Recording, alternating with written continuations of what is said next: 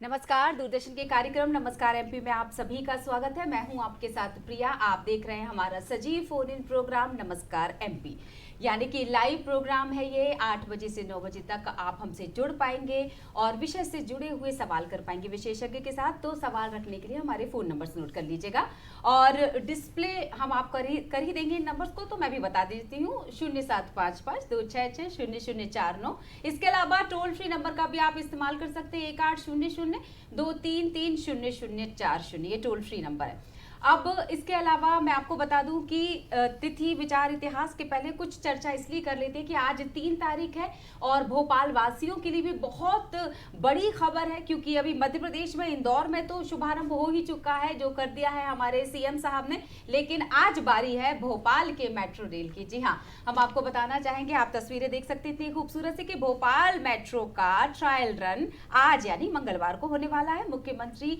शिवराज सिंह चौहान साहब metro train की यात्रा भी करेंगे। भोपाल में मेट्रो ट्रेन, आपको ये भी बता दें कि ये सुभाष नगर से एक्चुअली चलेगी और रानी कमलापति स्टेशन के बीच दौड़ेगी। भोपाल मेट्रो ट्रेन का सेफ्टी ट्रायल रन तो हो ही चुका था पहले, और ये सुभाष नगर डिपो से पहली बार बाहर निकली थी और रानी कमलापति रेलवे स्टेशन तक दौड़ दी। आपको ये भी बता दें, मैंने पहले ही बताया कि इंदौर में शनिवार के आसपास इसका ट्रायल हुआ था मेट्रो का, जहां पर बारीकी से ट्रायल रन देखा गया था सीएम द्वारा और कुछ किलोमीटर की यात्रा भी करने गए थे। तो प्रथम चरण में भोपाल में 7 किलोमीटर का प्रायोरिटी कॉरिडोर तैयार किया गया है।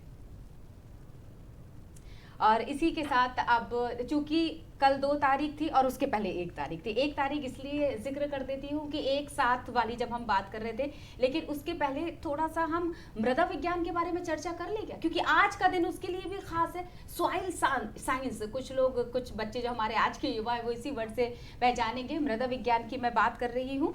तो इसके भारतीय समाज का 87वां यानी 87वां माफ कीजिएगा वार्षिक कन्वेंशन, यानी 87th annual convention of the Indian society of soil science, विज्ञान की वह शाखा जिसमें मृदा के बारे में अध्ययन किया जाता है। आज उसके लिए भी बड़ा दिन है।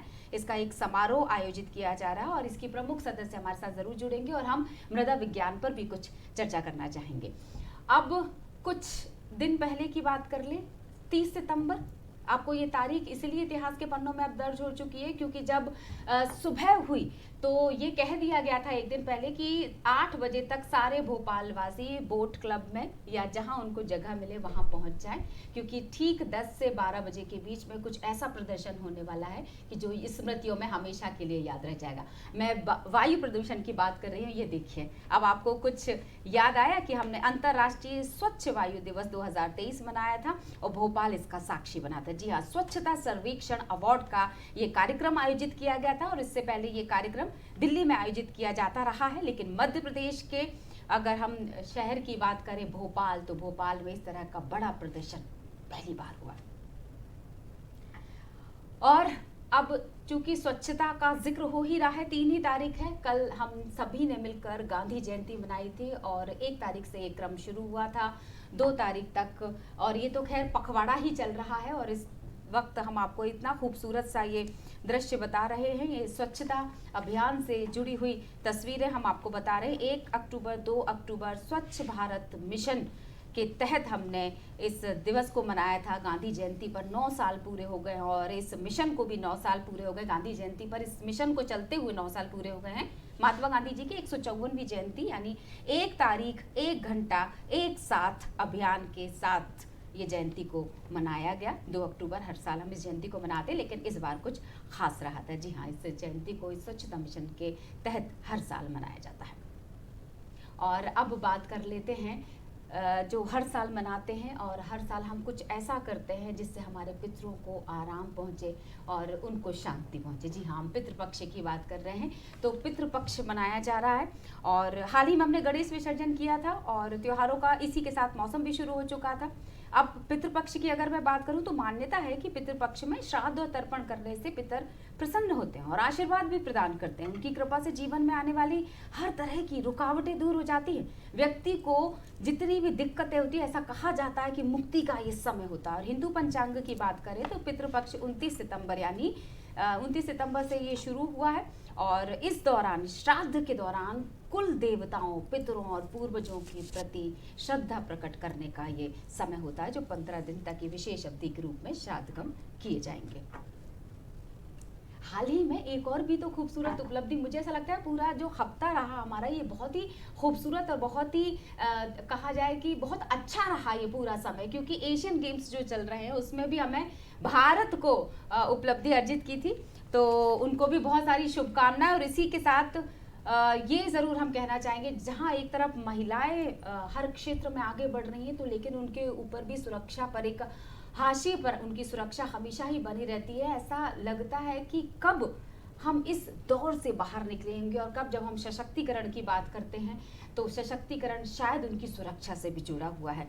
तो वाकई उज्जैन वाली जो घटना है उसने सोचने पर मजबूर कर दिया कि क्या आज भी महिला सुरक्षा हाशिए पर है, यानी कि अगर कोशिश तो पूरी की जा रही है, क्योंकि हाल ही की एक खबर इसी से जुड़ी हुई, इसी घटना से जुड़ी हुई एक हम आपको ताज़ा अपडेट दे देते हैं कि जो पुलिस विभाग है, उज्जैन के पुलिस विभाग, एक पुलिस अधिकारी ने इस बच्ची को गोद लेने की बात कही। उसकी शिक्षा, उसके स्वास्थ्य, उसके विवाह की जिम्मेदारी पुलिस अधिकारी ने उठाई है।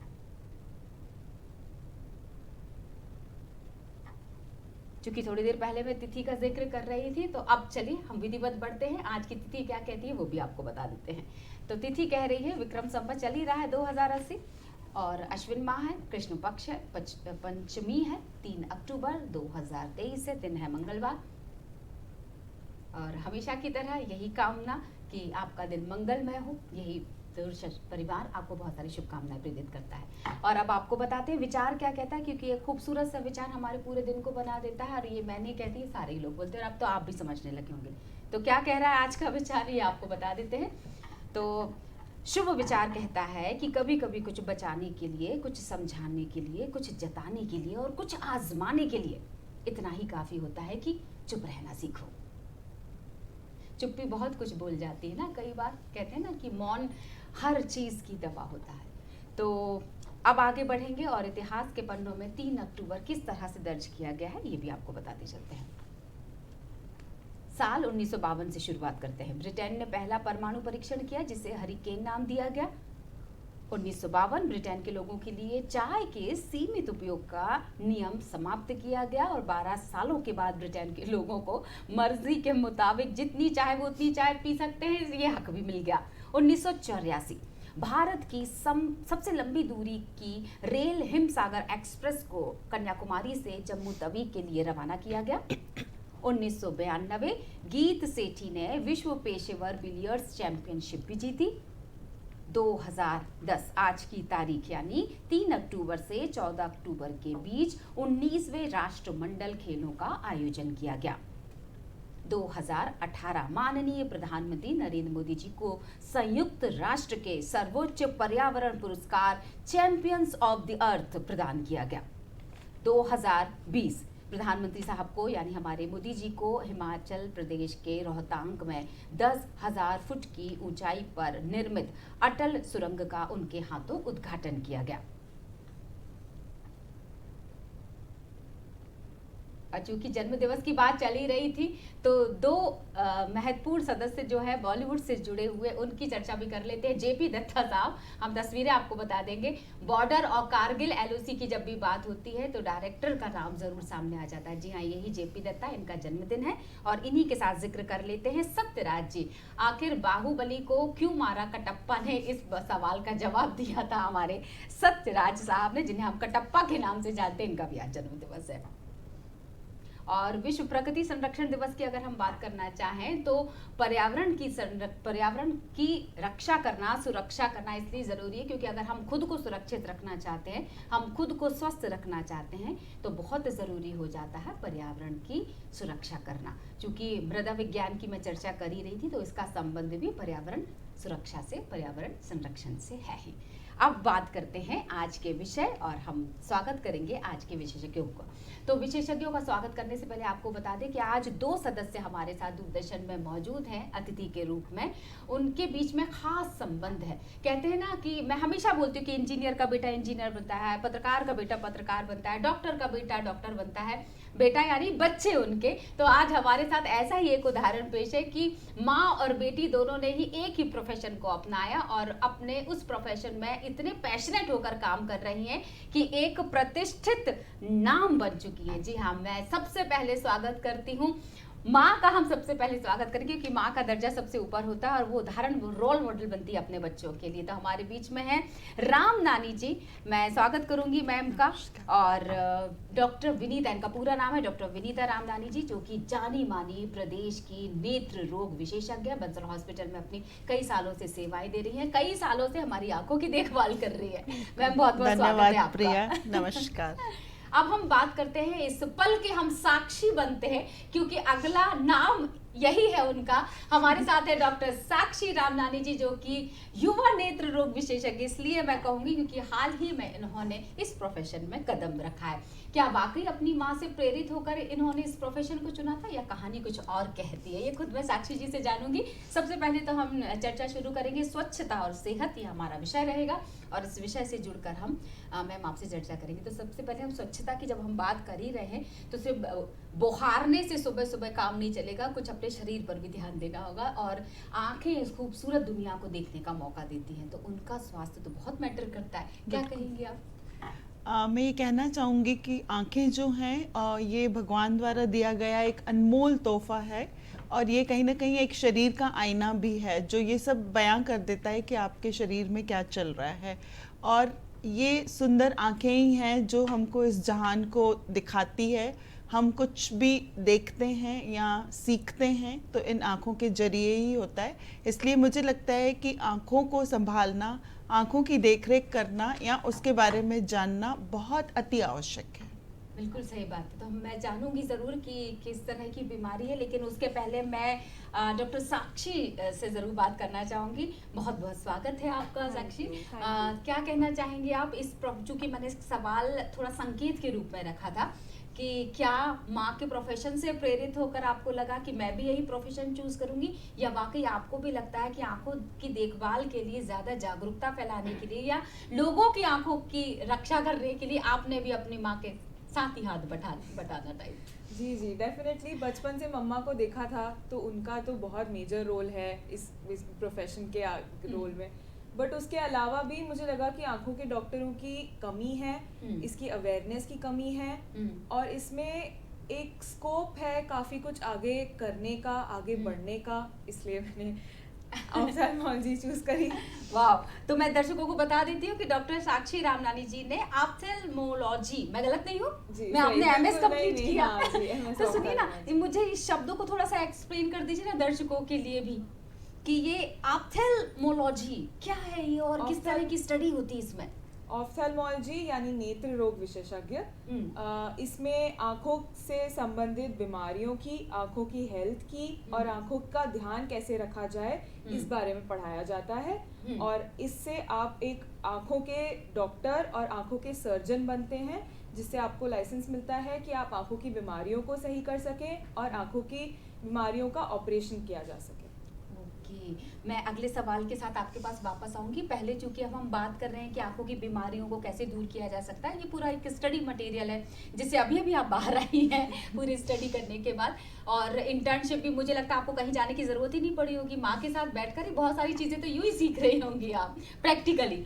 मैम, किस तरह की बीमारियां होती हैं आंखों की, बेसिक बीमारियां अभी अगर आज के दौर में आप कौन सा देखने को मिल रहा है? आज के दौर की जो सबसे भयानक बीमारी है, जो सेल्फ मेड है, हमने खुद इनवाइट की है, वो है कंप्यूटर विजन सिंड्रोम या डिजिटल स्ट्रेन सिंड्रोम, जिसमें कि हम बच्चों से लेके बड़ों को देख रहे हैं कि वो इन डिजिटल गैजेट्स के आदी हो रहे हैं। It's like an addiction.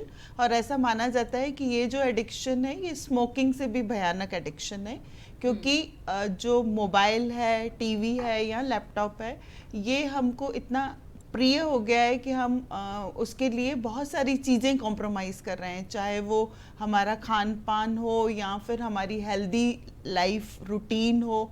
हम बहुत लेट सो रहे हैं और इस तरीके से हम कहीं ना कहीं अपने पूरे शरीर की सेहत के साथ में कॉम्प्रोमाइज़ कर रहे हैं। तो जो आंखें हैं, क्योंकि हम उन्हीं से इन डिजिटल गैजेट्स को देखते हैं, तो डिजिटल स्ट्रेन सिंड्रोम होता है जिसमें कि आंखों में ड्राइनेस यानी कि आंखों में एक तरीके का तनाव है। और ये जो तनाव है ये बच्चों से लेके बड़ों को है, क्योंकि ये जो मोबाइल है ये हम सबके हाथ में लगातार 24 घंटे है। तो ये हमको जानना और उसके बारे में सोचना बहुत ज़रूरी है कि हम इन डिजिटल गैजेट्स के एडिक्शन से बचें और अपनी आंखों की और अपने शरीर की सुरक्षा करें। बिल्कुल सही बात है कि एक बहुत नॉर्मल सी आदत होती है हम सबकी, ज़रा सा आंख में कुछ गया नहीं कि हम आंखों को मल लेते हैं और फिर उसके बाद आंख या तो लाल हो जाती है या फिर हमें थोड़ा सा कुछ पल के लिए धुंधला सा दिखने लगता है। मैं साक्षी जी आपके पास आती हूँ, ये जो गंदी सी आदत है ना कि कुछ भी गया और हमने जल्दी से आंखों को मल लिया बिना ये सोचे कि सबसे सेंसिटिव अगर कोई ऑर्गन है तो मुझे ऐसा लगता है, मेरी जानकारी कहती है कि वो सिर्फ आंख है। क्या कहेंगी आप इस बारे में? जी बिल्कुल। और इस आदत के बारे में? नहीं, ये आदत तो काफ़ी गलत है, क्योंकि जैसे ही आँख में कुछ गया तो हमें उसे धोने की कोशिश करनी चाहिए। आँखों को बिल्कुल भी मलना नहीं चाहिए, क्योंकि वो जो पार्टिकल गया है उससे आप और इंजरी कर सकते हैं और नुकसान पहुंच सकता है अगर आप आँखों को मल देंगे। तो मेरा एडवाइस यही है कि अगर आपकी आँख में कुछ गया है, कहीं आपको चुभ रहा है, तो उसे धोने की कोशिश कीजिए। 2-3 मिनट आँख बंद करिए, खोलिए और वो खुद ही बाहर आने की कोशिश करेगा। अगर वो बाहर नहीं आए तो तुरंत ही जाके एक आँख के डॉक्टर को दिखाइए, ताकि वो मशीनों के द्वारा, माइक्रोस्कोप के द्वारा वो पार्टिकल को लोकेट कर सकें और उसको सही तरीके से निकाला जा सके। एक बात पूछूं मैं आपसे, जब आप स्टडी कर रही थी और तब उसके पहले तक तो आपने मम्मा से शायद सुना होगा कि ये आंखों की बीमारियां होती हैं और इस तरह से उसे दूर करना चाहिए, आंखों का ध्यान रखो, रात में जगना नहीं एंड ऑल दैट। लेकिन पढ़ाई करने वाले बच्चे, आप जैसे बच्चों की मजबूरी हो जाती है कि उन्हें ज़्यादा पढ़ना होता है, तो कई बार रात में एकांत मिलता है। तो क्या ये तरीका सही होगा रात में? क्योंकि अब आप स्टडी करके जब वापस आई हैं तो शायद आपको इस बात का एहसास हुआ होगा कि देर रात तक जगना घातक है। जी डेफिनेटली एक नॉर्मल रूटीन और एक सुबह टाइम पे उठना और रात को टाइम पे सोना तो बहुत ज़रूरी होता है। हम सबके लाइफ में ऐसे फेजेस आए हैं जिसमें हमें रात को जगना था, रात को पढ़ना था, कुछ ना कुछ करना था, बट वो कितनी देरी तक किया जा रहा है और किस तरीके से किया जा रहा है उससे बहुत फ़र्क पड़ता है। एक हेल्दी लाइफस्टाइल, एक हेल्दी डाइट, एक हेल्दी न्यूट्रिशन वाली अगर आपकी ज़िंदगी चल रही है तो फिर नुकसान भी आपकी बॉडी को कम होगा। हाँ बिल्कुल सही बात है मैम, कितनी अच्छी बात कही है ना, क्योंकि ये जिस एज ग्रुप को बिलोंग करती हैं उसमें वाकई सपने बड़े हैं, तैयारी बड़ी है और तैयारी बड़ी है तो समय उतना ही ज़्यादा देना पड़ेगा। तो क्या रात में देर तक पढ़ने की बजाय सुबह जल्दी उठकर पढ़ना वो आप प्रेफर करेंगी बताना बच्चों को?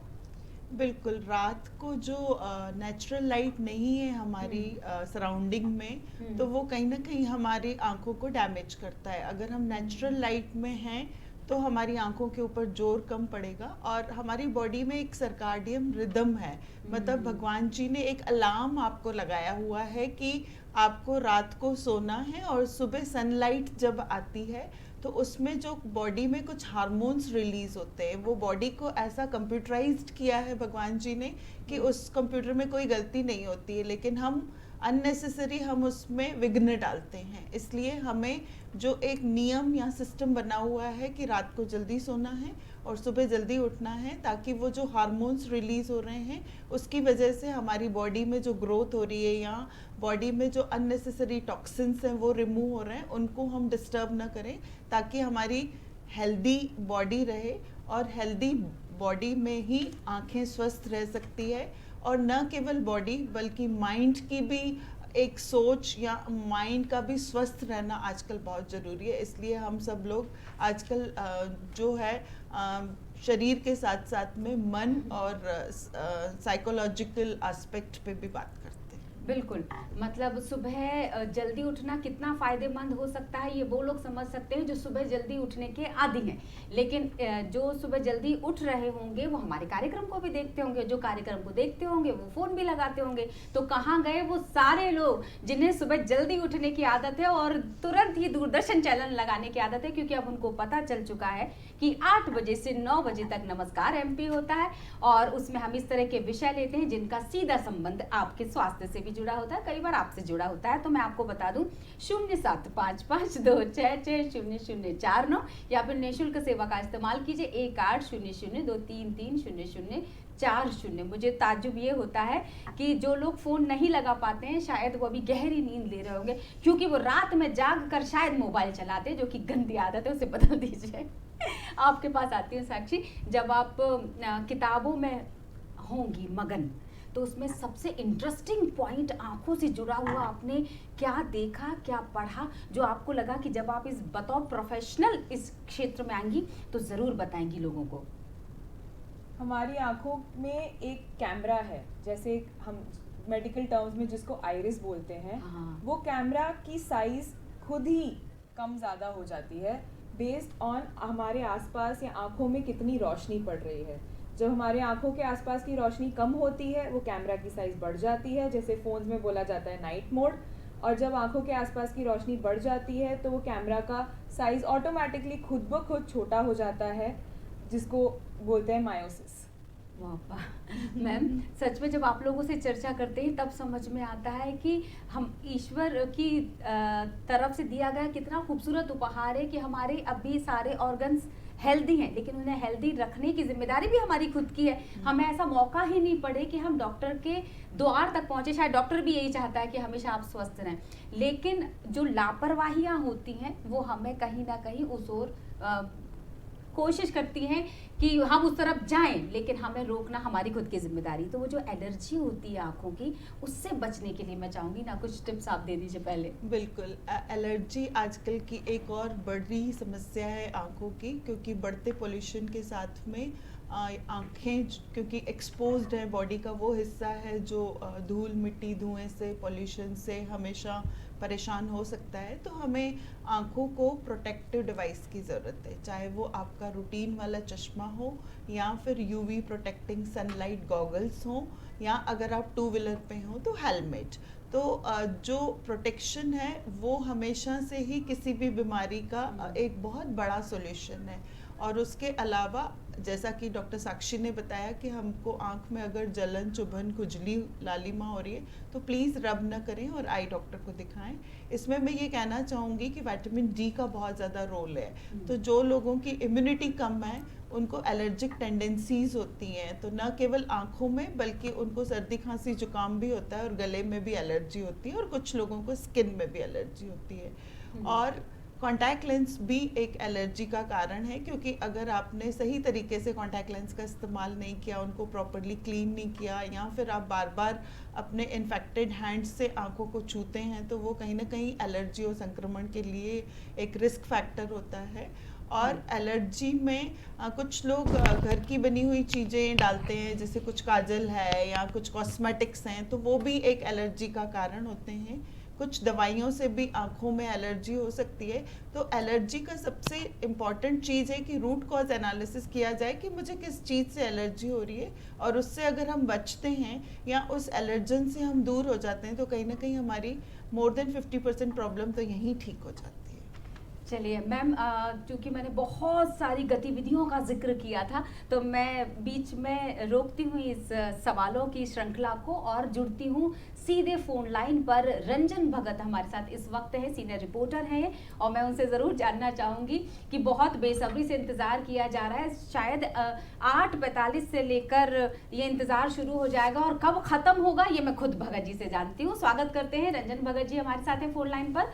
और सबसे पहले तो उद्घाटन का समय और स्थान आपसे पूछ लेती हूँ, और किस तरह की हलचल है वहाँ पर, किस तरह का माहौल है और क्या होने वाला है, ये रिपोर्टर से बेहतर कौन बता सकता है। जी भगत जी।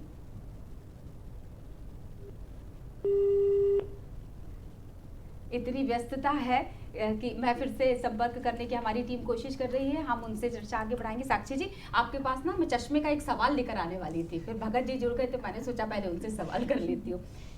चश्मा, अभी जैसा कि मैंने कहा कि लेंसेज से भी समस्या खड़ी होती है, कम उम्र में लगने वाला चश्मा, और क्या एक समय सीमा के बाद अगर उसे लगातार लगाया जाए तो वो एक समय सीमा के बाद हट भी जाता है? आप मानती हैं इस बात को?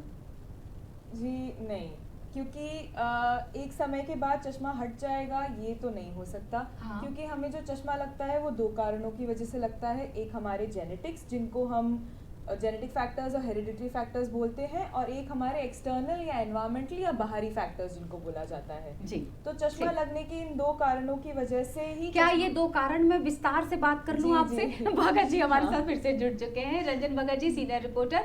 बहुत बहुत स्वागत है भगत जी आपका। जी नमस्कार। बिल्कुल, आपके आसपास के आवाजों से मैं समझ गई कि इस वक्त आप उस स्थान पर पहुंच चुके हैं जहां से शुभारंभ होने वाला है मेट्रो रेल का। जी, मैं उसी जगह पे मौजूद हूँ जहाँ से आज शिवराज सिंह चौहान जो है हरी झंडी दिखाकर ट्रायल रन करने वाले हैं मेट्रो का। बिल्कुल, क्या माहौल है वहां का, और मुझे बताइए किस तरह की व्यवस्थाएं हैं अगर मैं उधर उस जगह की बात देखिए, करूं। मैं आपको बता दूं कि यहाँ पर सुबह से ही काम जारी है। फूलों से सजाया गया है। सुभाष नगर डिपो पे हम गए तो यहाँ पर हमने देखा कि कई जगहों पर जो है अधिकारी और कर्मचारी सुबह से ही लगे हुए हैं, क्योंकि आज सुबह 11 बजे जो है मुख्यमंत्री शिवराज सिंह चौहान यहाँ पर आएंगे और हरी झंडी दिखा करके मेट्रो का ट्रायल रन करेंगे। इसमें वो खुद भी सवार होकर के इस ट्रायल रन में शामिल होंगे। साथ ही साथ जो उनके अधिकारी हैं, मेट्रो के अधिकारी हैं, वो इसमें शामिल होंगे। और शिवराज सिंह चौहान जो है सुभाष नगर से होते हुए रानी कमलापति रेलवे स्टेशन तक जाएंगे, जहां पे उनका ट्रायल रन होगा। इसके बाद अगर हम बात करें तो कार्यक्रम काफी लंबा चलने वाला है। कमलापति पे जाके इसका एंड होने वाला है। अगर हम बात करें भोपाल मेट्रो की, तो इसमें दो लाइनें बनाई गई है, एक ऑरेंज है और एक ब्लू है, जो कि इसकी अगर हम लंबाई की बात करें तो 30 किलोमीटर की लंबाई रहने वाली है। कुल प्रोजेक्ट की अगर हम लागत की बात करें, इसमें 6,942 करोड़ की लागत से बनाई गई है। और इसका जो है हमने कुछ दिन पहले देखा था इंदौर में, शिवराज सिंह चौहान ने मेट्रो ट्रायल रन किया था, जो एक सफल ट्रायल रन रहा था। उसी तरीके से उम्मीद है कि आज भोपाल में भी एक सफल ट्रायल रन होने वाला है। उसके बाद कुछ दिनों बाद यानी कुछ महीनों बाद जो है वो जनता के लिए ये चालू हो जाएगा। जी बिल्कुल, जिस तरह की व्यवस्थाओं की अगर हम बात करें, एक अगर मेट्रो यानी दिल्ली का जिक्र करें और फिर भोपाल इंदौर का जिक्र करें, इस तरह की यातायात व्यवस्था, हमारा समय बचेगा। अगर हम परिवहन यातायात की बात करें तो ट्रैफिक रूल जो है वो जो तोड़ते हैं लोग, उससे भी थोड़ा सा बचाव हो जाएगा, समय बचेगा। किस तरह की लोगों की जिज्ञासाएं हैं, किस तरह के सवाल हैं लोगों के अंदर, किस तरह की उत्सुकता है लोगों के अंदर? फिलहाल तो ये 2 से 4 महीने ये ट्रायल रन चलेगा, क्योंकि बाद में जनता को किसी प्रकार की असुविधा ना हो, इसके लिए मेट्रो प्रोजेक्ट जो है वो पूरी तरीके से अधिकारी काम कर रहे हैं।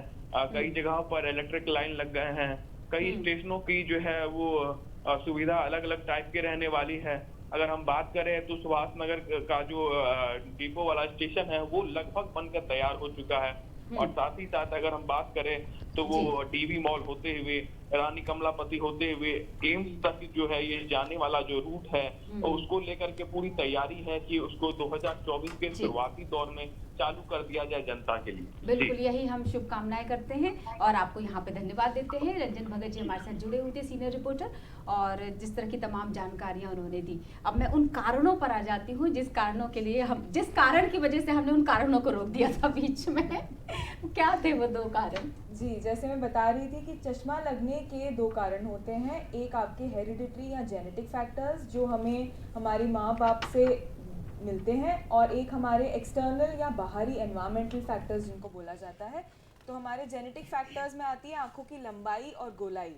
जैसे हमारे आँख का कलर, बालों का रंग, बालों का कर्ली होना या स्ट्रेट होना, स्किन का कलर, हर चीज़ जैसे हेरिडिटरी डिटरमाइंड है, उसी तरीके से आँखों की लंबाई और गोलाई भी जेनेटिक्स से डिटरमाइन होके आती है। हाँ। और उसी के वजह से चश्मे का भी नंबर आता है।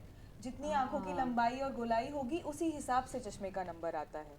दूसरी चीज़ है हमारे एक्सटर्नल या बाहरी फैक्टर्स, जिनमें आता है हमारा खान पान, हमारी बाहर के एक्सटर्नल धूल मिट्टी से एक्सपोजर, फ़ोन का इस्तेमाल होना, किताबों का यूज़ करना, हम दूर का या पास का काम कितना करते हैं, हम क्या खाते हैं, हम कब सोते हैं, हर चीज़। बिल्कुल। एक बात बताऊं, दर्शक भी देख पा रहे होंगे, इससे पहले भी डॉक्टर विनीता मैम से हमने चर्चा की थी और आंखों की बहुत सारे सवाल पहले भी हम रख चुके हैं, लेकिन आज उनकी आंखों में जो चमक है ना, उसके ये मैंने इससे पहले नहीं देखी थी, ये ज़रूर बताना चाहेंगे, क्योंकि जो साक्षी जवाब दे रही है, माँ इतनी संतुष्ट है उनके इन जवाबों से।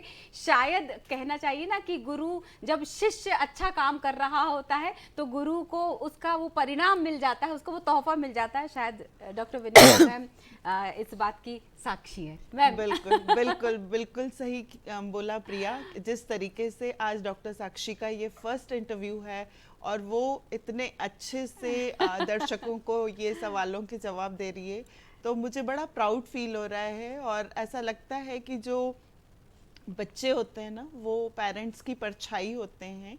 वो बिल्कुल इस बात को उन्होंने आज प्रूव कर दिया है। बिल्कुल। हम पूरी कोशिश भी भारत सरकार ये कर रही है, प्रदेश सरकार की अगर मैं बात करना चाहूँ तो बेटी बचाओ बेटी पढ़ाओ एक बड़ा अभियान है भारत में जो चलता है। तो वाकई अगर बच्चियों को अच्छी शिक्षा दी जाए, बच्चियों को मौके दिए जाए, तो वो कमाल कर सकती हैं। और इसके उदाहरण बहुत सारे हैं, आज हमारे स्टूडियो में भी एक उदाहरण है। साक्षी जी, जब आप इस स्टडी के दौरान की अगर मैं बात करना चाहूँ, किस तरह का डिस्कशन, ग्रुप डिस्कशन जब होता होगा तो किस तरह का डिस्कशन होता होगा आपके इस विषय को लेकर? जी, मैं जब पढ़ रही थी, हमने एक ही चीज़ सीखी, कोई भी चीज़ अकेले नहीं की जा सकती। जब लोगों का साथ होता है तो वो हर चीज़ आसान हो जाती है। तो पढ़ाई का भी वैसा ही है कि हम जो भी चीज़ साथ में बैठ के, साथ में पढ़ के, डिस्कस करके याद करते थे, वो लंबे टाइम तक याद रहती थी, वो अच्छे से याद होती थी। और वो कोई चीज़ हमने अकेले में ऐसे ही पढ़ ली कभी, वो याद नहीं रह पाती है। तो इसलिए ग्रुप डिस्कशन का तो काफ़ी इम्पोर्टेंट रोल है, क्योंकि आप दूसरों से सुन के ज़्यादा अच्छा याद रखते हैं। जी बिल्कुल। और इनफैक्ट ऐसा भी हुआ कि मैंने कोई चीज़ किसी को बताई और वो चीज़ मुझे याद नहीं रही, लेकिन उनको याद रह गई और उन्होंने एग्जाम में लिख दी। मुझे भी एक चीज़ याद आ गई है कि हमारे साथ डॉक्टर आशा साहू भी जुड़ चुकी हैं और मैं उनसे चर्चा करूंगी। हमारे साथ सीनियर साइंटिस्ट इस वक्त मौजूद है, ICAR यानी Indian institute of soil science से हमारे साथ सीधे डॉक्टर आशा साहू। आज 3 तारीख है और आज का दिन क्यों महत्वपूर्ण है, एक समारोह आयोजित किया जा रहा है, वो समारोह किस उद्देश्य से आयोजित किया जा रहा है, मैं सीधे डॉक्टर आशा से जानूंगी। बहुत बहुत स्वागत है मैम। डॉक्टर आशा साहू हमारे साथ है। मैम, आप तक मेरी आवाज पहुंची? हाँ जी मैम, स्वागत है आपका दूरदर्शन के इस कार्यक्रम में। और मैं चाहूंगी सबसे पहले तो आप भोपाल वासियों को बता दीजिए कि ये समारोह कहाँ आयोजित हो रहा है और किस उद्देश्य से आयोजित किया जा रहा है। धन्यवाद मैडम मुझे बुलाने के लिए। मैं इस कार्यक्रम के बारे में संक्षिप्त में बताना चाहूंगी कि भारतीय मृदा विज्ञान सोसाइटी का 87वां वार्षिक सम्मेलन भोपाल स्थित भारतीय मृदा विज्ञान संस्थान द्वारा 3 से 6 अक्टूबर 2023 के दौरान आयोजित किया जा रहा है। इस समारोह का उद्घाटन माननीय श्री कमल पटेल जी, मंत्री किसान कल्याण एवं कृषि विकास विभाग मध्य प्रदेश सरकार द्वारा 3 अक्टूबर यानी आज सुबह 10 बजे केंद्रीय कृषि अभियांत्रिकी संस्थान भोपाल के सिल्वर जुबली सभागार में किया जाएगा। समारोह में डॉक्टर हिमांशु पाठक, सचिव कृषि अनुसंधान एवं शिक्षा विभाग एवं महानिदेशक बिल्कुल मैम, भारतीय कृषि अनुसंधान परिषद मुझे ऐसा लग रहा है महानिदेशक, मैं आपको बीच में रोकना चाहूंगी। मुझे ऐसा लग रहा है कि मैं रेडियो सुन रही हूँ और मैम मुझे पूरी जानकारी दे रही है समारोह की। मैम, ये आपसे उद्देश्य जरूर जानना चाहूंगी कि मृदा विज्ञान की जब हम बात करते हैं, इसकी जागरूकता को लेकर अगर हम चर्चा करना चाहें, क्योंकि हम स्वच्छता भी हम पखवाड़ा मना ही रहे हैं, और अगर हम सेहत की बात करना चाहें तो इसमें कितना योगदान है मृदा का? मैडम, ये जो सम्मेलन है इसका प्रमुख विषय है मृदा विज्ञान में विकास। और मृदा विज्ञान में विकास मतलब मृदा के जो स्वास्थ्य है, हम इसके बारे में चर्चा करेंगे कि हम जो आजकल हम कई कार्यक्रम देख रहे हैं और हमें यह पता भी चल रहा है कि दिन ब दिन जो ये केमिकल फर्टिलाइजर के यूज की वजह से हमारे जो मृदा का स्वास्थ्य है ये बिगड़ता जा रहा है। और एक आकलन के अनुसार तो यह भी कहा जा रहा है कि 2050 तक हमारी जो मिट्टी है वो इस स्थिति में आ जाएगी कि उससे मतलब उससे हम कोई उपज नहीं ले पाएंगे। मतलब एक तरीके से हम कह सकते हैं कि वो हमारी जो मृदा है, हमारी जो मिट्टी है, वो मृत हो जाएगी। तो इसलिए ये जागरूकता हमें जन लोगों में फैलानी है कि हमको मृदा स्वास्थ्य को कैसे बढ़ाना है, और इसी पर ये सम्मेलन आयोजित हो रहा है भोपाल में।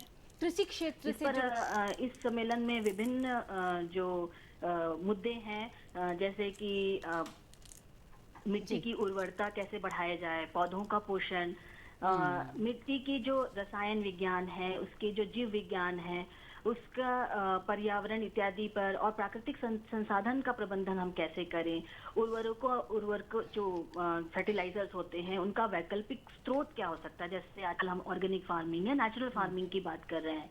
और एक बहुत ही इम्पोर्टेंट मुद्दा जो इस सम्मेलन में एक संगोष्ठी भी आयोजित की जा रही है, वो है मिलेट उत्पादन के ऊपर। तो विभिन्न मृदा के स्वास्थ्य को लेकर विभिन्न शोध प्रस्तुतियां जो हैं इस सम्मेलन में प्रस्तुत की जाएंगी।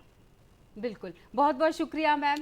इस कम वक्त में आपने बहुत खूबसूरत जानकारी दी, और चूंकि जिक्र मृदा विज्ञान से हुआ और जिस तरह से मिट्टी की महत्वपूर्ण योगदान मिट्टी का बता रहे हैं कृषि के क्षेत्र में, तो ये ज़रूर बताना चाहेंगे, इसका जिक्र ज़रूर करना चाहूँगी कि मध्य प्रदेश को 7वीं बार कृषि कर्मण अवार्ड से नवाजा गया है। यही इसमें एक महत्वपूर्ण योगदान मृदा का है, और मुझे ऐसा चाहिए कि महत्वपूर्ण कड़ी भी। बहुत बहुत शुक्रिया मैम। डॉक्टर आशा साहू हमारे साथ थी, सीनियर साइंटिस्ट, जो तमाम जानकारी हमारे साथ साझा कर रही थी। हम वापस जाते हैं सवालों की तरफ। मैम, रतौंधी की मैं बात करना चाहूँ या इस तरह की और बीमारियों का मैं जिक्र करना चाहूँ जो अभी हाल ही में कंजक्टिवाइटिस, जिससे इतने सारे लोग जूझ रहे थे कि आंखों में आंखें डालकर देखना ही दूभर हो गया था। बिल्कुल। इस तरह की बीमारियां जो समय समय पर अवतरित हो जाती हैं, क्या कहेंगे उसके बारे में? देखिए, कंजंक्टिवाइटिस यानी हमारी आंखों के कंजंक्टिवा जो एक ट्रांसपेरेंट लेयर है वाइट लेयर के ऊपर, उसका इन्फेक्शन है। और वो जो इन्फेक्शन है वो वायरल, बैक्टीरियल और कई सारे कीटाणुओं से होता है। और जैसा कि आपने बोला कि हाल ही में वायरल कंजंक्टिवाइटिस का एपिडेमिक हुआ। एपिडेमिक मतलब कि एक ही टाइम पे बहुत सारी जगहों पे एक साथ वो इन्फेक्शन होता है, क्योंकि ये कहीं ना कहीं वायरस जो है वो हवा में होता है, या फिर हमारी हाथों से, या जो हम चीज़ें यूज़ करते हैं, चाहे वो मोबाइल हो, चाहे पेन हो या टॉवेल हो, इससे एक व्यक्ति से दूसरे व्यक्ति में ट्रांसमिट होता है। तो इसलिए कई बार ऐसा देखा गया कि एक ही परिवार के कई सारे सदस्यों को एक साथ हुआ, और इसमें बच्चों को और बड़ों को इन्फेक्शन की संभावनाएं बढ़ गई थी। ये जो वायरल कंजंक्टिवाइटिस का एपिडेमिक है, ये यूजुअली जब हम रेनी सीजन की तरफ जाते हैं अगस्त के आसपास होता है, और ये कई सालों से हर साल आता है इस दौरान, लेकिन इस बार उसका जो प्रकोप था थोड़ा सा ज़्यादा था। कहीं ना कहीं ये बयां करता है कि इम्यूनिटी हमारी कम हो रही है, या फिर हम अपने स्वास्थ्य की तरफ अच्छे से ध्यान नहीं दे रहे हैं, न्यूट्रिटिव फूड नहीं ले रहे हैं, कहीं ना कहीं हम पिज़्ज़ा बर्गर के तरफ ज़्यादा जा रहे हैं, जबकि हमें फल और सब्जियां ये सब लेना चाहिए। जैसा कि आपने बोला कि रतौंधी जो बीमारी है वो विटामिन ए डेफिशिएंसी की वजह से होती है, जिसे हम नाइट ब्लाइंडनेस कहते हैं। ऐसे बच्चे जिन्होंने शुरुआती 5 साल की उम्र तक विटामिन डी का सही तरीके से सेवन नहीं किया, या उनके डाइट में विटामिन की डेफिशिएंसी है, तो ऐसे लोगों को रात में फिर कम दिखता है, और अनफॉर्चुनेटली इसका कोई इलाज नहीं है। और अगर बहुत ज़्यादा सीवियर इन्फेक्शन, सीवियर डेफिशिएंसी हो गई विटामिन की, तो कॉर्निया के ऊपर अल्सर्स हो जाते हैं और फिर कॉर्नियल ब्लाइंडनेस हो जाती है। मैम, एक समीकरण मुझे आज तक समझ में नहीं आया, और आज ये बहुत खूबसूरत मौका है कि मैं आपसे सवाल रख पाऊँ। किसी को नज़दीक से कम दिखता है, किसी को दूर का बहुत कम दिखता है, धुंधला दिखता है, व्हाटएवर। तो ये कैसा समीकरण होता है कि मतलब मुझे अगर नज़दीक का कम दिख रहा है तो दूसरे व्यक्ति को दूर की चीज़ें बहुत धुंधली दिखती हैं? देखिए, इन जनरल 40 साल की उम्र के बाद हम सबको पास की देखने की शक्ति कम होती है। जैसे उम्र के हिसाब से बाल सफ़ेद होते हैं, वैसे ही हमारा जो आँखों का लेंस है उसमें वो जो अकोमोडेशन की पावर होती है वो कम हो जाती है, और बढ़ती उम्र के साथ में चश्मे का प्लस का नंबर हमको पढ़ने के लिए आता है। लेकिन जैसा आप बोल रहे हैं कि किसी की नज़र दूर के लिए अच्छी है, किसी की नज़र पास के लिए अच्छी है, वो हमारी, जैसे डॉक्टर साक्षी ने बोला कि हमारी आंखों की लंबाई पर निर्भर करता है। अगर हमारी आंखों की लंबाई 1 मिलीमीटर बड़ी हो जाए, जो नॉर्मल एडल्ट आंख की 24 मिलीमीटर होती है, तो एक नंबर 1 मिलीमीटर बड़ा होने से -3 का नंबर का चश्मा लगता है। और ये जो माइनस वाले लोग हैं उनको दूर का विजन कम रहता है, जिसे हम मायोपिया कहते हैं। और जैसा कि अभी मैं मृदा में भी सुन रही थी कि 2050 तक हमारी मिट्टी खराब हो जाएगी, उसी तरीके से ऐसा प्रेडिक्शन है कि 2050 तक हमारी 50% पॉपुलेशन मायोपिक हो जाएगी। मतलब उनको दूर के लिए चश्मे का माइनस का नंबर लगाना पड़ेगा। और उसमें कहीं ना कहीं हमारा डिजिटल गैजेट्स का एक्सेसिव यूज़, स्पेशली मोबाइल का यूज़ इम्पोर्टेंट है। स्वस्थ रहना है तो अभी जाग जाओ। 2050 के आसपास आपने इस समस्या को बढ़ने की जो बात कही है, तो इसका निवारण यही है कि हमें अपनी आंखों की देखभाल बढ़ा देनी चाहिए। बिल्कुल, समय पर सोना, समय पर उठना, जितनी ज़रूरत है उतना आंखों का इस्तेमाल करना। कहते हैं ना कि जितना ज़्यादा जो चीज़ इस्तेमाल होती चली जाएगी उतना वो घटती चली जाएगी। मैम, काला मोतिया की अगर मैं जिक्र करना चाहूँ, एक सवाल मेरे पास अभी अभी आया है, मुझे बताया गया है मेल के थ्रू कि काला मोतिया से जुड़ा हुआ सवाल आपसे रख लूँ मैं। प्रिया, ये बहुत अच्छा प्रश्न किया है, क्योंकि कहीं ना कहीं कैटरेक्ट यानी जो सफ़ेद मोतिया होता है उसके बारे में हम कई सालों से जानते हैं। और बहुत सारे लोगों को इसकी जानकारी है कि ये कैटरेक्ट होता है और मोतिया बिंदु का ऑपरेशन किए जाते हैं। और बहुत सारे NGOs या बहुत सारी ऐसी हॉस्पिटल्स है जहाँ पे बहुत अच्छे तरीके से मोतिया बिंदु का इलाज किया जाता है। लेकिन अब जो 2 मेन प्रॉब्लम्स है जिनके बारे में हमें आंखों की अवेयरनेस देनी है, एक है काला मोतिया यानी कि जिसे हम ग्लोकोमा यानी कि कांच बिंदु की बीमारी कहते हैं, जिसमें आंखों का प्रेशर बढ़ जाता है और देखने वाली नस डैमेज हो जाती है। और ये एक तरीके की इरिवर्सिबल ब्लाइंडनेस है, जिसका मतलब है कि अगर किसी व्यक्ति ने इसमें रोशनी अपनी किसी बीमारी जैसे काला मोतिया की वजह से कम हो गई, तो ऑपरेशन या इलाज के बाद वो रोशनी वापस लौट के नहीं आएगी। हम उस बीमारी की रोकथाम कर सकते हैं, लेकिन उसको हम बढ़ने से रोक सकते हैं, लेकिन जो गई हुई रोशनी है वो वापस नहीं ला सकते। इसलिए इन बीमारियों के बारे में अवेयरनेस होना बहुत ज़्यादा ज़रूरी है। उसी तरीके से जिस तरीके से कि अभी डायबिटिक पेशेंट्स बढ़ते चले जा रहे हैं, तो डायबिटीज़ से जुड़े हुए जो कॉम्प्लिकेशंस हैं, जैसे हम डायबिटिक रेटिनोपैथी कहते हैं, वो भी एक रेटिना की प्रॉब्लम है जिसमें इरिवर्सिबल ब्लाइंडनेस होता है, यानी कि मरीज की रोशनी पूरी तरीके से जाने का खतरा है अगर समय रहते इस बीमारी की पहचान नहीं की, रोकथाम नहीं की या सही तरीके से इलाज नहीं किया। साक्षी जी, आप प्रैक्टिशनर हैं, युवाओं के जो सवाल होते हैं वो किस तरह के सवाल आपके पास आते हैं और जो आपको आश्चर्य में डाल देते हैं? युवाओं के कुछ सवाल जो मुझे आश्चर्य में डाल देते हैं वो है कि मैं फ़ोन कितना यूज़ कर सकती हूँ, मैं फ़ोन नहीं छोड़ सकती हूँ। दूसरी चीज़ कि हम चश्मे को हटा कैसे सकते हैं। हाँ। तो चश्मे हटाने की सर्जरीज होती हैं, बट कोई जादू टोना तो नहीं हो सकता कि चश्मा हटा दिया जाए। दूसरा कि मैं चश्मा का नंबर है बट लगाना नहीं चाहती क्योंकि अच्छा नहीं दिख रहा, या आसपास के लोग मेरा मजाक उड़ाते हैं, या स्कूल में मुझे चिढ़ाया जाता है। तो ऑल्दो मुझे नंबर है और मुझे दूर का नहीं दिख रहा है, बट मैं फिर भी चश्मा नहीं लगाऊंगी। तो इस तरीके के सवाल होते हैं जिससे मुझे आश्चर्य होता है कि आप एक समय आसपास के लोगों के बोलने की वजह से और आपको कैसा दिख रहा है उस वजह से आप दूर का देखना नहीं चाहते। बिल्कुल सही बात है। मैं मैम के पास आ जाती हूँ। मैम, जो इन्फेक्शन होते हैं आंखों को, उनमें एक सामान्य इन्फेक्शन है फंगल इन्फेक्शन, वो कितना खतरनाक होता है आंखों के लिए? आम तौर पर फंगल इन्फेक्शन फार्मर्स में देखा गया है, क्योंकि वो अगर वो खेत में काम कर रहे हैं और अनफॉर्चुनेटली कोई फॉरेन बॉडी उनकी आंख में चले जाए, जैसे जो मिट्टी में पत्ते हैं, या ये जो फंगस है वो ऐसी जगहों पे ग्रो करता है जो डेड डिकेइंग मटेरियल है। तो अगर हम उनके साथ डील कर रहे हैं और हमारे हाथों में वो फंगस आ गई और फिर हमने आंखों को मसल दिया, या फिर उड़ता हुआ कोई मतलब पत्ता या क्या ये आसानी से डिटेक्ट नहीं किया जा सकता, ऐसा कुछ है? देखिए, दो तरीके के फंगल इन्फेक्शन है। एक जो ऊपरी सतह पे है जिसको हम कॉर्नियल अल्सर बोलते हैं, तो वो तो बिल्कुल आसानी से डिटेक्ट हो जाएगा, क्योंकि उसमें मरीज को आंखें लाल होंगी, उसमें चुभन होगी, पानी आएगा और कहीं ना कहीं उसको देखने में भी प्रॉब्लम होगी, और एक अल्सर है। और हाँ। एक फंगल इन्फेक्शन शायद जो आप पूछ रहे हैं, जो अभी हुआ था म्यूकरमाइकोसिस हमारे कोविड वाले मरीजों में, जी। ये वाला जो इन्फेक्शन था ये पूरे ऑर्बिट को इन्वॉल्व किया था, क्योंकि वो कहीं ना कहीं नाक के थ्रू आंख और आंख के थ्रू ब्रेन में चला गया था। और ये जो था ब्लैक फंगस म्यूकरमाइकोसिस था, वो उन मरीजों में देखा गया था जिनकी इम्यूनिटी कम थी, अब जो डायबिटिक थे। कैसे बढ़ाई जाए, इस सवाल के साथ मैं लौटती हूँ, लेकिन फिलहाल हमारे साथ फोन लाइन पर जुड़ चुके हैं पुष्पेंद्र रामकुचे, क्योंकि मैं बात कर रही थी कि प्रदेश वासियों में उत्साह है, तो हमारे साथ ऐसे ही एक नागरिक जुड़ चुके हैं जिन्हें हम कहेंगे कि प्रदेशवासी पुष्पेंद्र रामकुचे, जो आने वाले समय में मेट्रो में सफर करेंगे शायद, क्योंकि अप डाउन करते हैं, और ऐसे लोगों से चर्चा करना जरूरी है जिनका समय बहुत बचने वाला है। तो बहुत बहुत स्वागत है पुष्पेंद्र जी।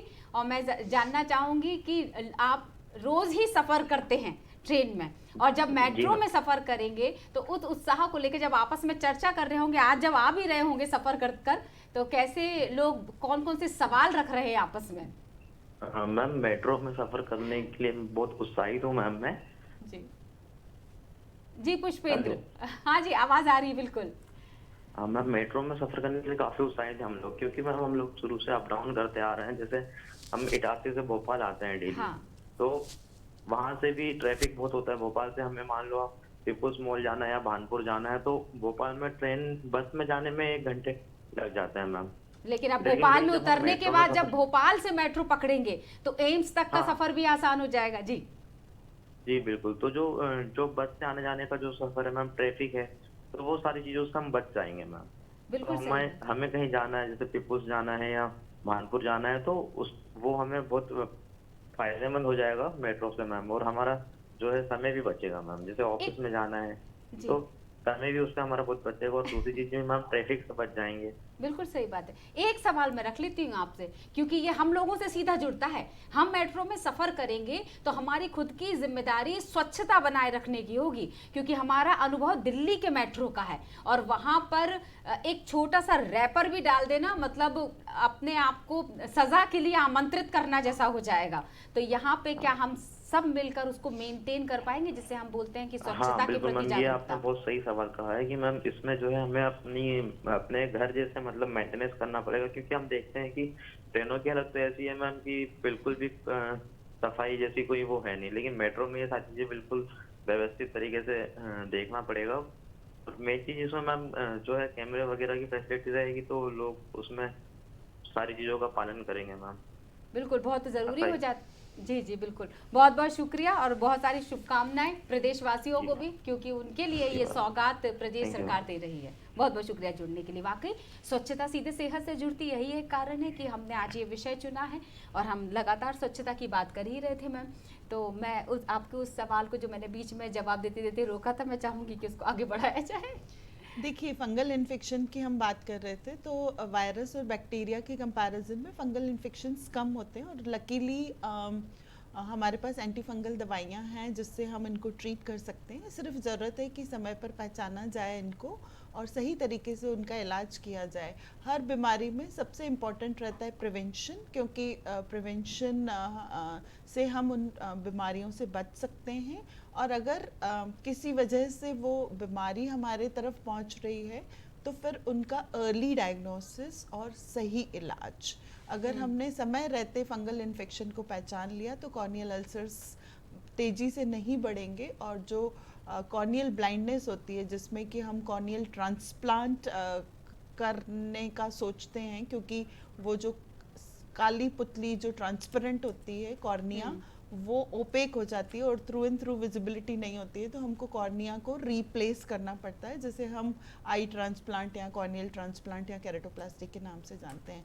तो धीरे धीरे मैं देख रही हूँ कि अवेयरनेस बढ़ रही है, और प्रोटेक्शन की वजह से, आंखों में इन्फेक्शन संक्रमण कम होने की वजह से कॉर्नियल ट्रांसप्लांट के भी मरीज कम हो रहे हैं। और ज़्यादा अवेयरनेस बढ़ेगी तो कहीं ना कहीं हम वर्क प्लेस पे अपना आंखों का बचाव कर सकते हैं। और वर्क प्लेस हम सबका अलग अलग होता मैं है। पूछने ही वाली थी बिल्कुल यही सवाल जो अभी आपने छेड़ ही दिया है उस सवाल बिल्कुल, का। हाँ। जो वर्किंग होते हैं, खासतौर से ऐसे वर्किंग पीपल की मैं बात कर रही हूँ जो किसी फैक्ट्री में काम करते हैं, जी, खासतौर से बिल्कुल। केमिकल्स का इस्तेमाल जो ज़्यादा जी, करते हैं। बिल्कुल। एक वो वर्ग जिससे जुड़कर मैं सवाल रखूंगी और दूसरा वो वर्ग जिसे हम ग्रामीण क्षेत्रों के अंतर्गत खेत खलिहानों में काम करने वाले लोगों की बिल्कुल अगर बात प्रिया। करें। प्रिया बिल्कुल बहुत ही अच्छा सवाल किया है, क्योंकि वर्ल्ड साइट डे जो हम सेकेंड गुरुवार अक्टूबर के हर साल मनाते हैं, और इस बार 12 अक्टूबर को ये इसकी थीम रखी गई है कि love your eyes at work place. उसका मतलब है क्योंकि हम ज़्यादा करके टाइम हमारा हम वर्क प्लेस पे निभाते हैं, और हमारी आंखें स्वस्थ रहेगी तो हम उस वर्क प्लेस पे बहुत अच्छे से काम कर पाएंगे। और जैसा कि आपने बताया कि हमारे वर्किंग एरियाज अलग अलग हैं। ग्रामीण क्षेत्र में क्योंकि हम एक्सपोज्ड हैं ऐसी चीज़ों को जिसमें इन्फेक्शन की रिस्क है, तो प्रोटेक्शन का बहुत रोल बनता है कि हम प्रोटेक्टिव गॉगल्स इस्तेमाल करें। और हम आँखों को संक्रमित करते हैं अपने हाथों से। हमारे हाथ अगर स्वस्थ रहेंगे और इन स्वस्थ क्लीन हैंड से अगर हम आँखों को नहीं छुएंगे तो कहीं ना कहीं हमारा इन्फेक्शन आँखों तक नहीं फैलेगा। और ज़्यादा करके जो शहरी क्षेत्र हैं उसमें हम डिजिटल गैजेट्स का जो इस्तेमाल कर रहे हैं उसमें हम 20-20-20 का नियम इस्तेमाल करें, जिसमें कि हर 20 मिनट्स के बाद 20 सेकंड्स के लिए हम ब्रेक लें, चाहे वो हम 20 फीट की दूरी पर देखें या थोड़ी देर के लिए आंख बंद कर लें। और डिजिटल गैजेट्स का सेवन जो है हम एक पर्टिकुलर तरीके से करें कि टेबल कुर्सी पर बैठ कर करें, उसकी प्रॉपर डिस्टेंस रखें, उसका प्रॉपर इल्यूमिनेशन रखें। सराउंडिंग लाइट्स बंद करके कभी भी हम इन डिजिटल गैजेट्स को नहीं यूज़ करें। बहुत ज़्यादा ब्राइट या बहुत छोटे अक्षर देखने में आंखों को जोर पड़ता है, तो एक सीमित ब्राइटनेस और एक प्रॉपर साइज इम्पॉर्टेंट है इन डिजिटल गैजेट्स के यूज़ के लिए। और मैं यहाँ कहना चाहूँगी कि बहुत सारी माताएं अपने बच्चों को खाना खिलाने के लिए या उनको बिजी रखने के लिए फ़ोन दे देती हैं, और बहुत छोटी एज में आजकल तो 4-5 महीने के बच्चों को मोबाइल दिया जाता है कि वो खाना खाने लगे। और फिर जब वो थोड़े बच्चे बड़े हो जाते हैं उनको मोबाइल का एडिक्शन हो जाता है और वो हमारे पास आते हैं कि मैडम ये तो मोबाइल छोड़ता ही नहीं है। तो मेरा ये कहना है कि हमने ही उनको मोबाइल दिया है, तो कहीं ना कहीं हमें उस लेवल पे शुरुआत करनी पड़ेगी कि हम इतने छोटे बच्चों को मोबाइल दे ही नहीं। अगर हम मोबाइल उनको देंगे ही नहीं तो उनको कहीं ना कहीं उस मोबाइल की लत नहीं लगेगी। तो जो वर्क प्लेस पे हमको मोबाइल या लैपटॉप पे काम करना पड़ रहा है वो कहीं हम एक कंस्ट्रक्टिव काम कर रहे हैं, लेकिन छोटे बच्चों को स्पेशली 5 साल से छोटे बच्चों को हम जो मोबाइल या लैपटॉप दे रहे हैं वो बहुत रिस्की भी है, क्योंकि अभी उनकी छोटी आंखें हैं जो अभी बन रही हैं और उनका एक कनेक्ट बन रहा है, आंख ब्रेन लर्निंग हो रही है, तो उसमें हम उनको इस तरीके की चीज़ों के लिए प्रेरित ना करें। बिल्कुल। एक छोटा सा सवाल है साक्षी जी, मुझे याद आ गया, आपसे करना रह गया था। जो एंटी ग्लेयर, अभी चश्मे का बहुत देर से हम जिक्र कर रहे थे, तो बहुत सारे लोगों को ये सजेशन दे दिया जाता है कि एंटी ग्लेयर का इस्तेमाल करो ताकि कंप्यूटर से निकलने वाली रेज सीधे हमारी आंखों तक ना पहुंचे। तो ये सुरक्षित है अगर हम एंटी ग्लेयर लगाते हैं किसी भी उम्र में? बिल्कुल बिल्कुल, एंटी ग्लेयर लगाना बहुत ही सुरक्षित चीज़ है। जैसे हम खुद की स्किन को प्रोटेक्ट करने के लिए बाहर जाते वक्त सनस्क्रीन का उपयोग करते हैं, उसी तरह ब्लू लाइट और यूवी रेज से बचने के लिए एंटी ग्लेयर फिल्टर लगाया जाता है, जिसमें ब्लू लाइट आंखों से कम जाती है। वो एक फिल्टर है जिससे ब्लू लाइट रुक जाती है और उससे हमारी आंखों को काफ़ी बचाव होता है। अब एक सवाल इसी से जुड़ा हुआ है, जैसे जैसे उम्र बढ़ती है तो आंखों की बीमारियां की मैं बात करना चाहूँ या चश्मे लगने की भी बात करना चाहूँ, लेकिन क्या आपको इस तरह का आश्चर्य हुआ है जितने भी समय से आप इस फील्ड में उतर चुकी हैं, जब से आप, कि कम उम्र में वो वाली बीमारी देखने को मिल रही है जो एक उम्र के बाद देखने मिलती थी? इसका सबसे बड़ा एग्जाम्पल तो डायबिटीज़ होगा। अच्छा। क्योंकि शुगर की बीमारी आजकल काफ़ी कम उम्र में होने लग गई है, और उसी की शुगर की बीमारी की वजह से आंखों में जो डायबिटिक रेटिनोपैथी होती है उसका भी काफ़ी देखने का नंबर बढ़ गया है। ठीक है। तो इसलिए एक तो शुगर की बीमारी, क्योंकि हम रेगुलरली एक्सरसाइज नहीं कर रहे हैं, हमारी डाइट कहीं ना कहीं अफेक्टेड है, और उस वजह से जो यंग जनरेशन को भी आजकल टाइप 2 डायबिटीज जिसको बोला जाता है हाँ। वो होने लग गया है, तो उसी की वजह से आंखों में भी उसका असर दिखने को मिला है। बिल्कुल। और दूसरी चीज जो मोतियाबिंद और कांचबिंद जैसे मम्मी ने बताया कि हाँ। इन दोनों का भी अवेयरनेस और इसकी वजह से नंबर बढ़ गया है। बिल्कुल। 2 मिनट के लिए जबान पर आ ही गया था, हाउ स्वीट कि आपने कहा कि जैसा कि मम्मी ने बताया, तो मैं मम्मी से पूछ लेती हूँ, मम्मी बहुत कम समय बचा है और जाने से पहले क्या जरूरी सुझाव हो सकते हैं हम सब के लिए अपनी आंखों की देखभाल के लिए? सबसे ज़्यादा ज़रूरी है कि अवेयरनेस, और हम न केवल अपनी आँखों की सेहत बल्कि पूरे परिवार की सेहत की ध्यान रखें। हम एक हेल्दी लाइफस्टाइल अपनाएं जिसमें हम पूरे फैमिली मेंबर्स टाइम से सोएं, टाइम से खाएं, योगा, मेडिटेशन, आई एक्सरसाइज करें। घर की कोई भी चीज़ जो खाने की बनी हुई है, क्योंकि मैंने देखा है कोई लोग घी, कुछ लोग काऊ मिल्क और बहुत सारी इस तरीके की चीज़ें जो आंखों में डालते हैं, तो घर की बनी हुई चीज़ें प्लीज़ खाएं, लेकिन उनको आंखों में न डालें।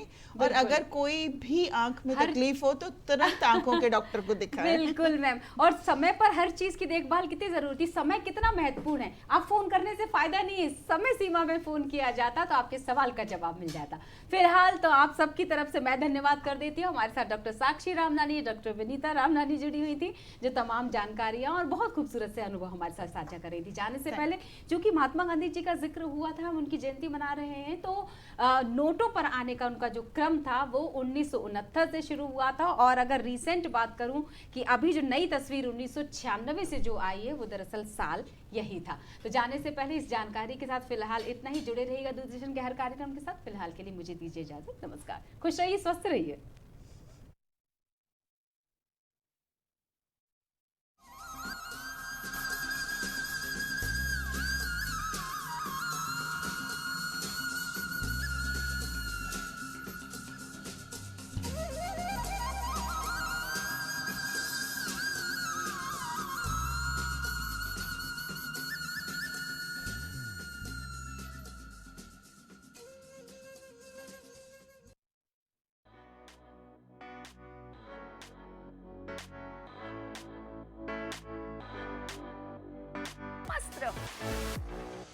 देखिए योग और फिटनेस शिल्पा शेट्टी के साथ प्रतिदिन सुबह 7 बजे, पुनः प्रसारण रात 11:30 बजे।